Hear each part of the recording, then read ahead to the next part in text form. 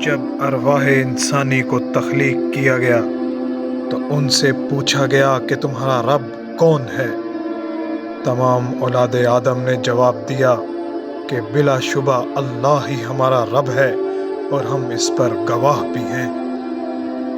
خدا نے ارواح انسانی کو تخلیق کر کے ان کو جتلایا نہیں، ان کو بتایا نہیں، ان پر امپوز نہیں کیا، انہیں پریشرائز نہیں کیا کہ میں تمہارا رب ہوں، بلکہ اللہ نے ہی انسان کو سب سے پہلے آزادی رائے کا حق دیا اور سوال کے لیے ایسے خوبصورت الفاظ استعمال کیے، الست بربکم، کیا میں تمہارا رب نہیں ہوں؟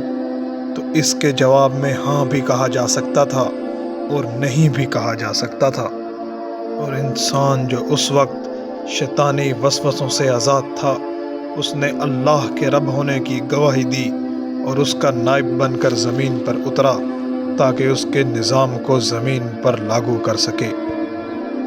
کیونکہ اللہ نے انسان میں اپنی روح پھونکی تھی، اس کی برکت سے انسان میں بہت سی خصوصیات پیدا ہو گئیں، اور سب سے بڑی خصوصیت تخلیق کاری کی تھی۔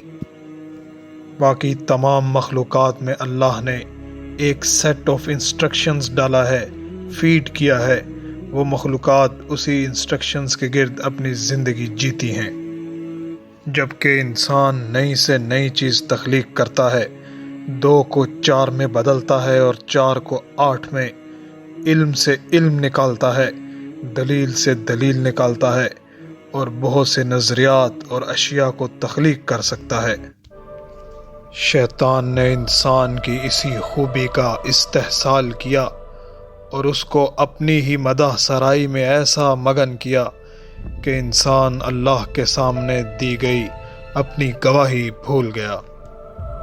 یہاں تک کہ کچھ انسان خدائی کا ہی دعویٰ کر بیٹھے، اور کچھ نے دعویٰ تو نہیں کیا لیکن خدا کو بھلا کر اس کائنات کا مرکز خدا کی بجائے انسان کو مان لیا، اور وہیں سے اس شیطانی نظریے یعنی ہیومنزم یعنی انسانیت کی ابتدا ہوئی۔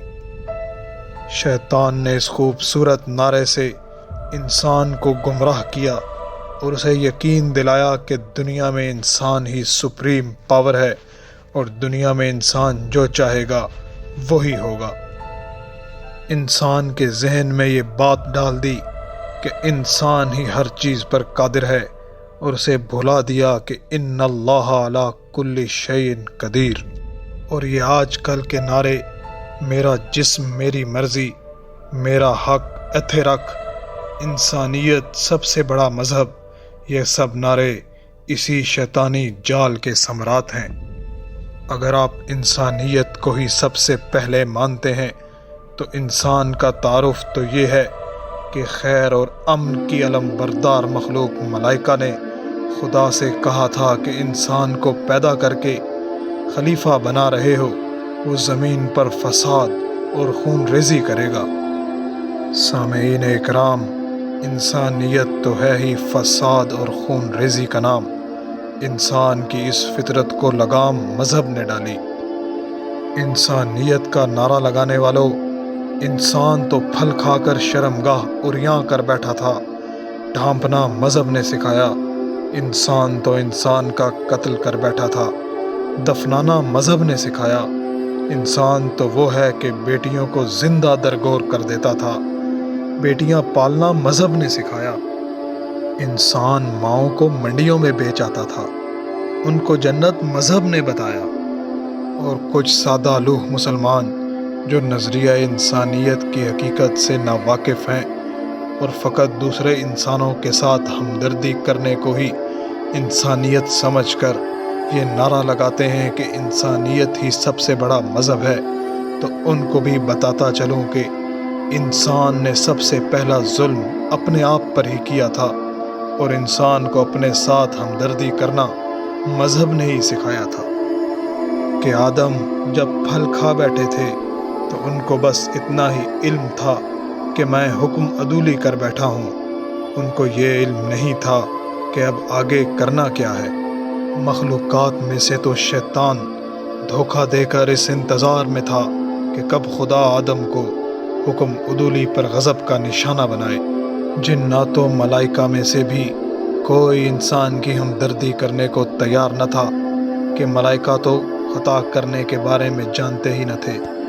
جنات کو تو خطا کر کے داغ دھونے کا معلوم ہی نہ تھا۔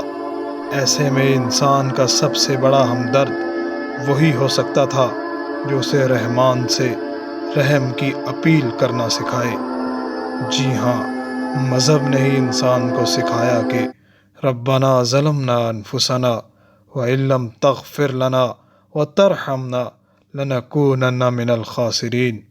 دعا ہے کہ پروردگار ہمیں حزب الشیطان سے مقابلہ کرنے کی توفیق عطا فرمائے۔